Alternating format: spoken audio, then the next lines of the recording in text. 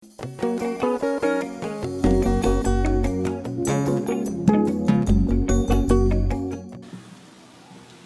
find it in your heart to forgive me.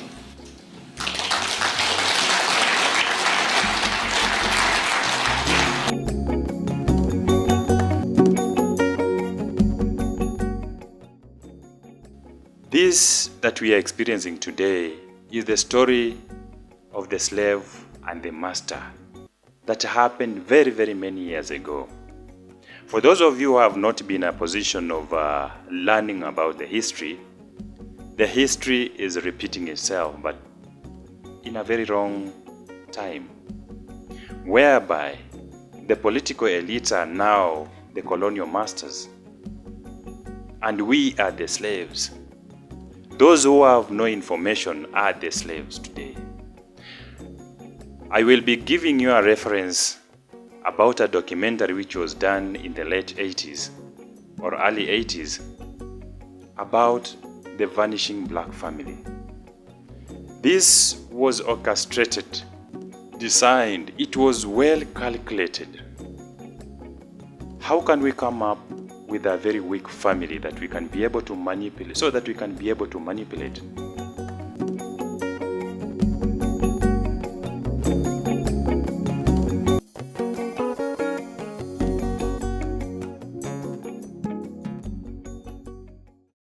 When a man does not have possession, all the possession he has is his family, the wife and the children. So when this man holds tight to his family, nothing goes amiss, even with the little that they have to survive. But when the man is now removed from this poor family, the family has nothing to survive on.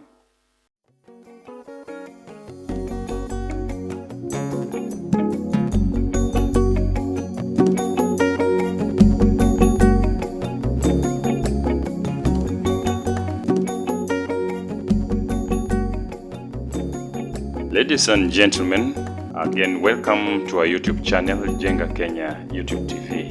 Today I wish to talk about the boy child and the task that Her Excellency, the second in command, is doing on behalf of saving a generation by investing all her energies to the boy child. Yesterday, I was very, very fascinated by the move of the Deputy President, His Excellency Dorcas Gachagua, by owning up and standing up for the family, apologizing even on behalf of the family. I want to say, if my spouse, in her duties for the boy child and her program, has wronged you in any way, find it in your heart to forgive her.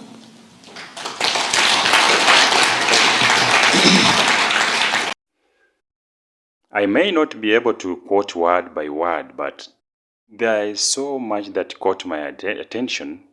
First was to apologize and to seek peace because of the family, talking about his wealth, which has brought around so much of the controversies. I might not be able to confirm if this is true, because those who are laying allegations against him could be in a better position of telling us what they know about him, right? So I won't be protecting him on that, but one thing caught my attention so much, not about wealth, the way he was in a position of standing up for his family. I want to talk a little bit about this passionately because Her Excellency Dr. Dorcas, who is also a pastor, has given us a very, very good example of what a woman of valor stands for. For the longest time, she has fought to protect the rights of young men. I don't know if it's because he has sons herself, but I tend to imagine that her being a role model in the household of God, now that she's a pastor, She is well aware of what is ailing our nation. And that is why for the longest time I've got to know her, she has always been fighting for the rights and championing for the rights of the boy child. Something which is very contrary to what the government is fighting and championing for. So yesterday this caught my attention so much when I heard His Excellency Rigathi Gachagua, the Deputy President of our Republic of Kenya, apologize on behalf of Pastor Dorcas Gachagua that if at all, I might not be able to quote word by word the picture that I want you to understand. If at any point my wife, in her way of work, in her line of work, championing for the rights of the boy child, probably has offended you, on behalf of my family, I wish to apologize. Now, this apology comes just in time because we are just about to start celebrating. Where are we leaving our sons in this? Where are we leaving our fathers in this? Why is there war upon the boy child? I want to bring to speed, for those of you who don't understand history. When a leader wants to dominate, first he makes you poor. When somebody wants to rule over you, he makes sure that you are poor and you are weak. In most cases, for those kings who have always wanted to rule, or leaders, presidents for that matter, who have always wanted to rule without opposition, they have always emerged around themselves people who have no power to challenge them. And therefore, when we hear the war against the boy child or the man, it's because those on the helms of leadership don't want challenges. Not once have I said that men are the points of reason in families. And if at all you want to rule over a nation, just amass around yourself women and children to back you up, because you know they won't challenge you in any way. So reading from the lines of His Excellency Rigathi Gachagua, apologizing on behalf of Dr.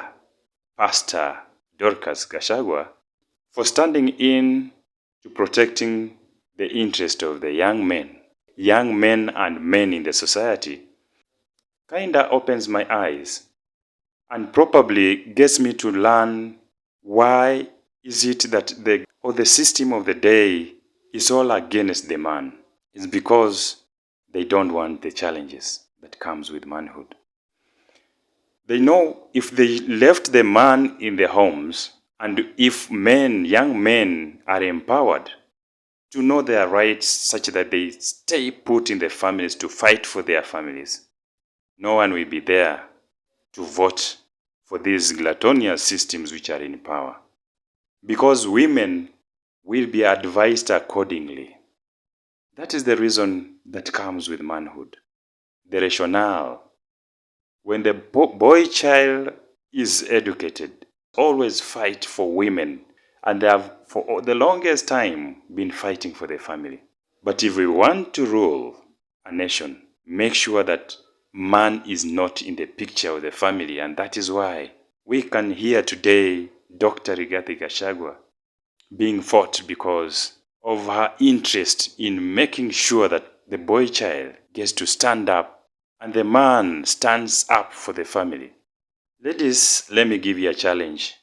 I want to use the example of our leaders, the president. We have the president, we have the first lady. Never ever have I ever seen the first lady out in the rain, running in the mud, rushing on the streets, fighting because of the women's right. Recently, we had a challenge that befell our nation, the uprising of the Gen Z, and what all this meant and cost, even to people and to their livelihood. that it even threatened the peace of the nation. I'm just imagining if His Excellency the President was so weak to give in, where will be the nation today as we speak? Where will be our nation today?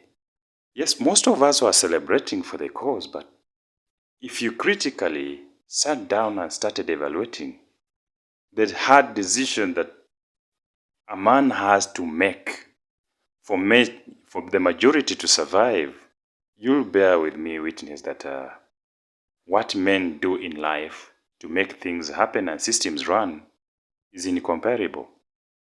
By saying so, I don't want to undermine the effort and the role that our women are doing behind the scenes. I want you to understand that much of the peace that nations have always come from that tranquility that we always find in our women. I want to use the example of First Lady Rachel. She is a very, very prayerful woman. In fact, she is called a prayer warrior, and for a reason.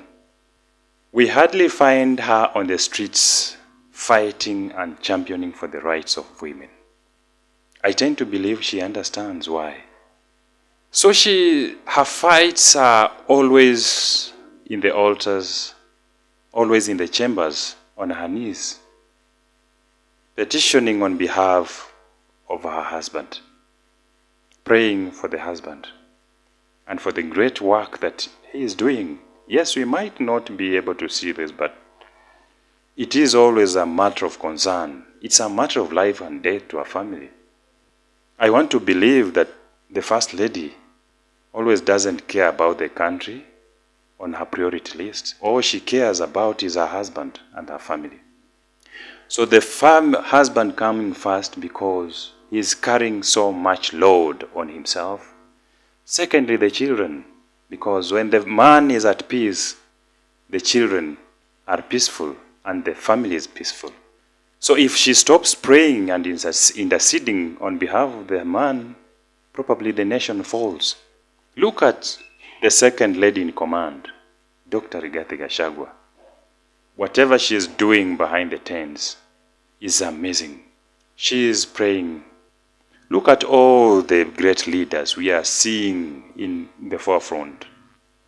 The Prime Minister, Honorable the Baba, while he is fighting out there in the mud, everywhere dodging the bullets, we don't see the First Lady, we don't see Mama Ida anywhere in the picture. But believe me, she's everywhere, but at home on her knees, praying for the husband. So when a leader will stand up and purport to be empowering somebody else's wife, somebody else's daughter, why they themselves have hid their daughters at home and in other countries wherever they are, because they know how fragile their women, their daughters are. They want to keep them safe. No prominent leader will you ever see her woman loitering on the street, endangering her own life, because they care. Leaders care for their families, but they don't care about your families. They don't give a damn. In fact, they will pretend in all ways to be caring and loving by coming up with some agendas and, we want to empower women. But we don't see it being done to their women. But their women are very comfortable. Somebody may argue out and say that our men are not taking good care of us. Your men are only capable of giving you what they have at the moment. Not everyone needs to be a leader. Not everyone needs to be out there and be a politician to be seen as if they are serving. We all are leaders in our homes. So this is our challenge, a challenge to our sisters who are listening to these leaders. Whenever they purport to be standing in to support you, they don't care about you. They don't. We all had to witness it in a our last elections campaigns, when the leaders everywhere were standing. In fact, there was one leader who was pulling together women, independent single women, and promising them a lot, that when you are single and alone, we are going to do this and this for you. They themselves have their wives and their children at home, very safe, very sound. They are fighting all the wars by themselves on the streets. How comes they are not with their women on the street?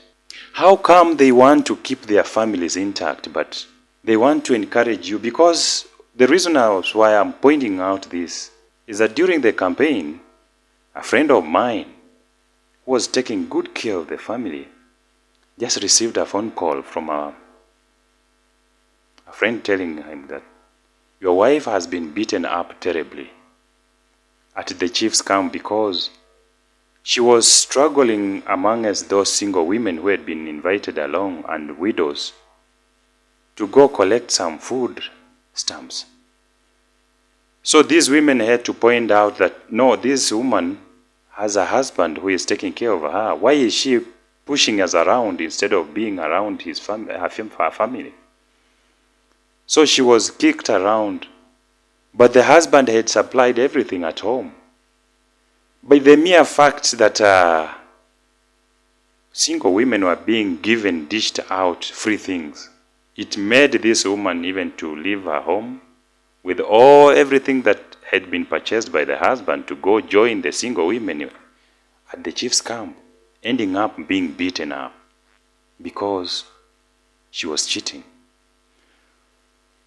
So this term of women empowerment is breaking family so much and making this thing look as if it's so appealing and so desirous to be alone. But our leaders are not single. They are not alone. They are not lonely. They have their families intact. All they are doing is using that strategy of breaking you from your husbands and from your families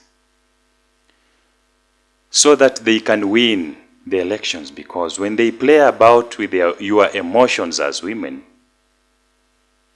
just as they did in the last campaigns, when they promised everything for free, loans without interest, free communication, free gadgets, everything free, you go to line up and voted them in.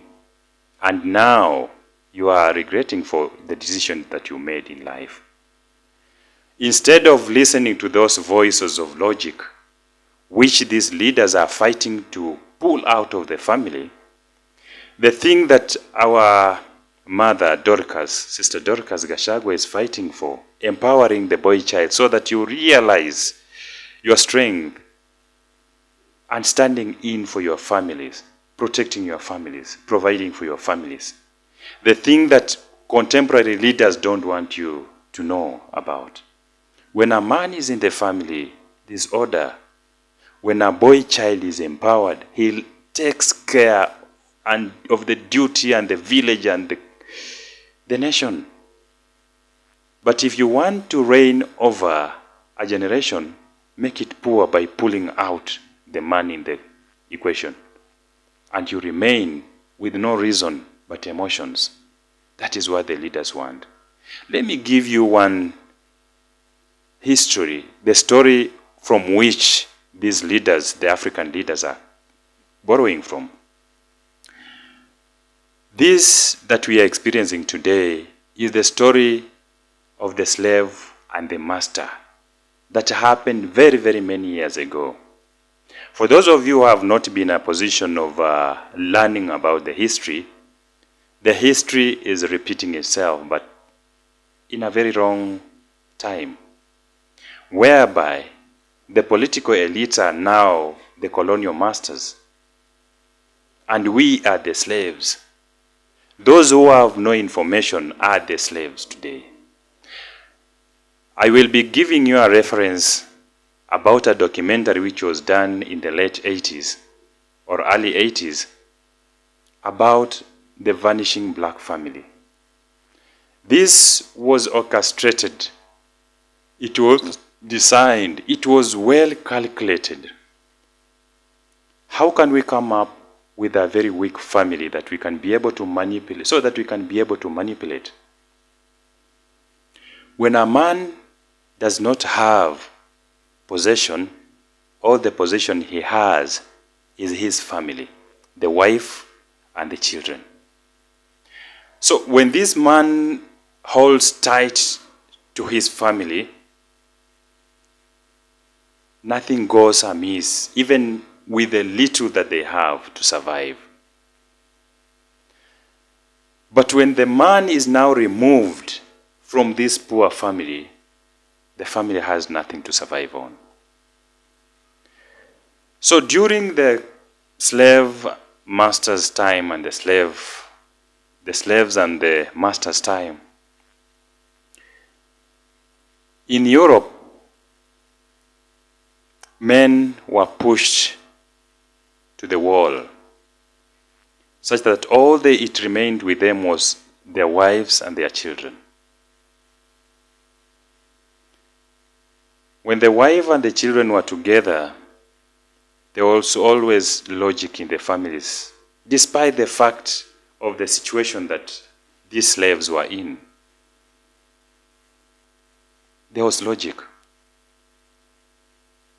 So the master thought, what can I do so that I weaken these slaves more? So that the man becomes a total slave and the women and the children remain slaves for life. What I'll do, I'll separate man from his family, and that is what they did. They had to take men on hard labors in the field, far away from the camps where women and children stayed. In this field, men will stay very long time, a month or even 6 months, without having to visit their families.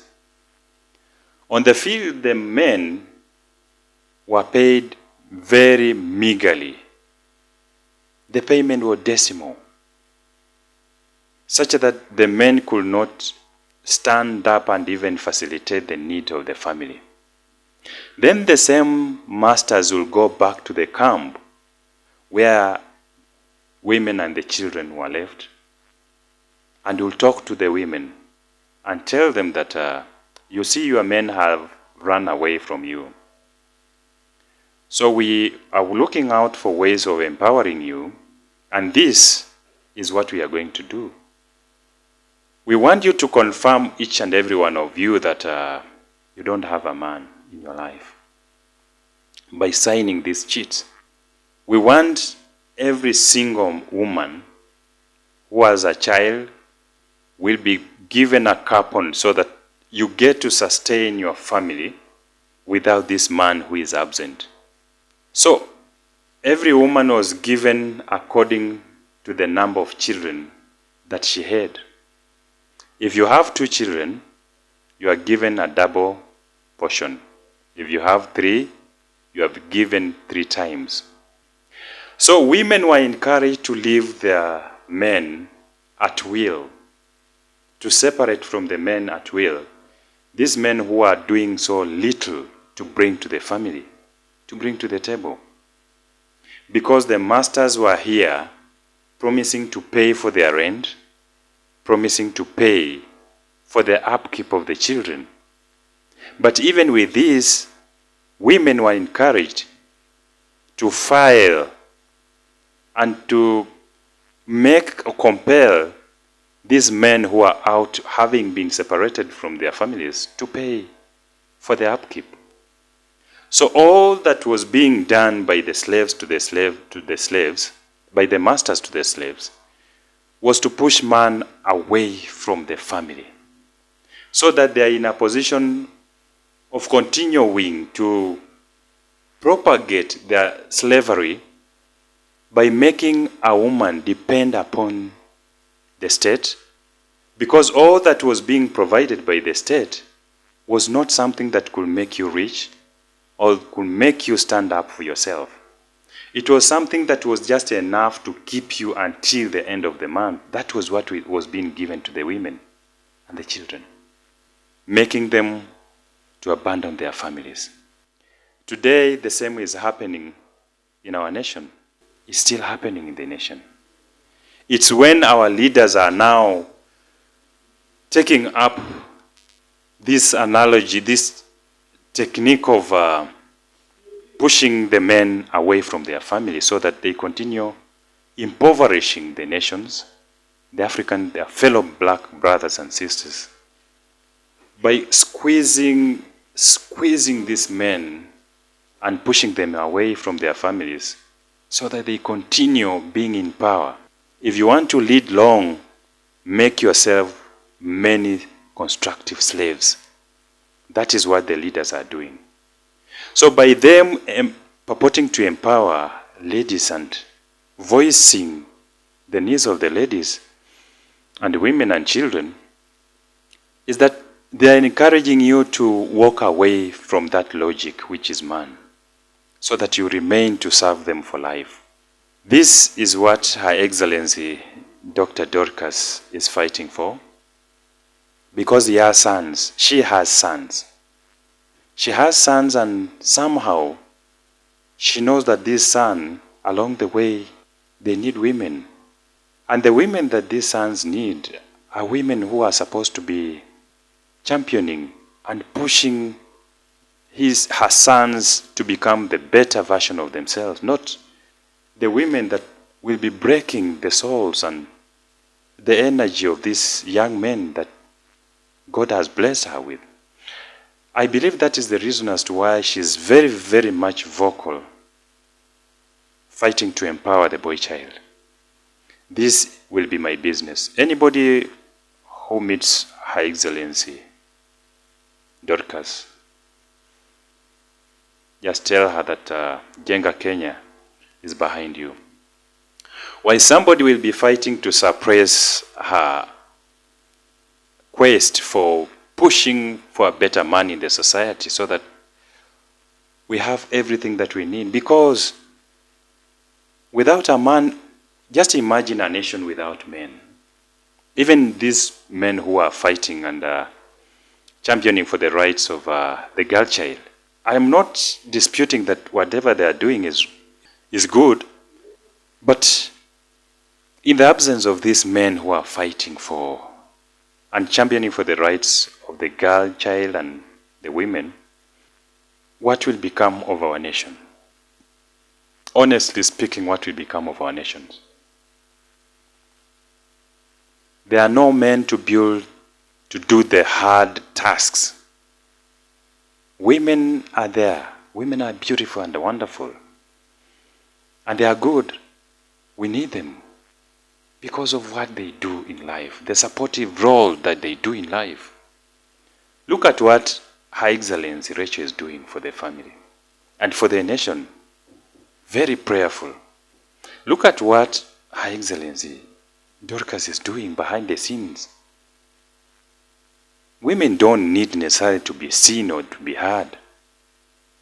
We already know what they are doing. It's a very, very great work that they are doing.